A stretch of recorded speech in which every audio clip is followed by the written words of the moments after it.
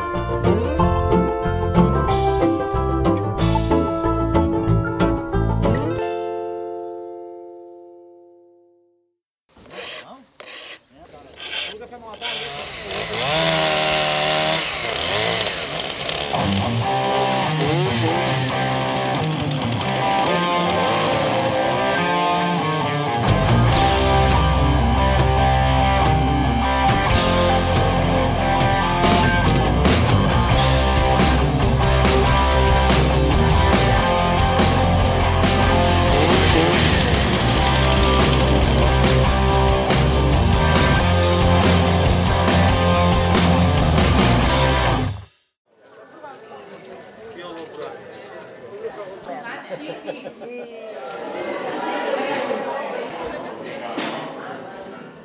sí.